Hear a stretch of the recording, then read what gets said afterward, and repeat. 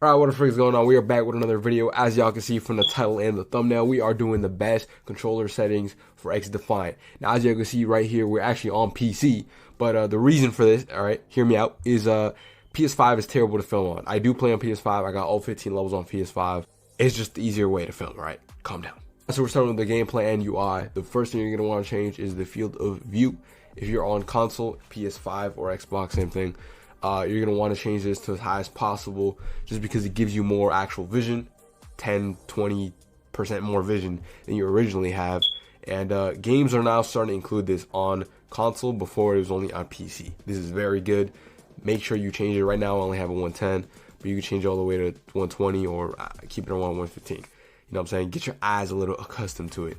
The next thing you're going to want to change here is if you have a personal preference on sprint behavior, crouch behavior. I personally have auto sprint off on PS5, but you can have it however you want. Make sure you change these though, because this is very important to the game. Either way, moving on to the next section. Alright, so skipping over mouse and keyboard, we're going to controller. The first thing you're going to want to change is the button layout. Alright, so originally this game comes with default. I personally, as a Call of Duty player and veteran at these games, I switched it to brawler just for the fact that it makes your R3 right here, your crouch, and your circle right here melee. This is easier to G slide, so you don't actually have to like go across your fingers. You know what I mean? It's just easier. You just crouch simultaneously while you're running. Okay. Stick layout, I personally don't change it. I have it as normal. There's no point of switching my whole controller thing around. I'm not one of those people who have like weird left-handed. I don't even know what y'all are on, bro. I keep that default. Okay, aim assist, you want to keep that on because that's the edge advantage you're gonna get towards PC players. All right, yes, PC players, PS5 players, and Xbox players all get in the same lobby. Okay, so PC players, I haven't personally played on PC yet, but PC players do have an advantage because it's PC. They have a mouse and keyboard, and you have little thumbsticks, bro. So keep that aim assist on unless you want to prove something, bro. Either way, just keep it how it is. The next thing you're going to want to change here is your sensitivity. Now, me personally, I do play on a 50 to 52 right now on horizontal. I'm trying to make it higher just because I'm still getting used to the game. I've only had about a day and a half with the game. And then vertical sense, I keep it around 30. 30 to 35 is fine. For me personally, you can gradually move it up. The higher it is, the easier it's going to get as you get better because you're going to be able to 360, you know what I'm saying? Be able to move around like you're freaking running back, you know what I'm saying? Like switching angles, all of that, you know what I'm saying? So make sure you gradually increase it as you get better. Okay, the next thing you want to change, if you do have dead zones, make sure you change the dead zones. I personally don't, but I think this controller is starting to break on me, bro. So eventually I'm gonna have to probably change these.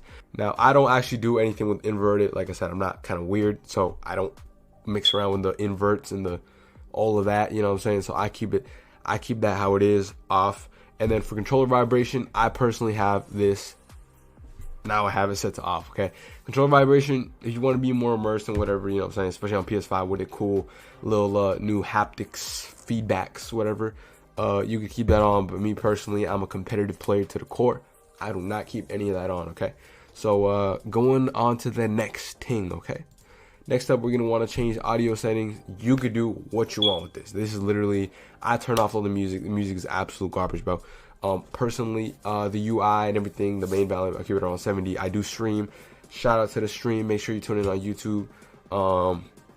I do stream, so I try to keep it around like 60 to 70 because it's very annoying sometimes. But either way, you can keep this however you want. There's not much voice chat. You can do whatever you want. Okay. Moving on to video and graphics. Now, this is also going to depend on your actual like console and your actual monitor or TV. FPS. If you got a PS5, you can cap that FPS to 120. All right. If you can do that, do that. You can get an advantage. Make sure you do that. Everything else you can keep however you want. And there's actually not much else to it, if I'm being honest. Very quick settings, very efficient settings, nothing too crazy. XDefiant's been really good about having good customization without being too OD, not doing too much. So if y'all did enjoy the video, you feel me, make sure y'all like, subscribe, and please follow me on this journey. We're trying to get to 1,000 subscribers, you feel me?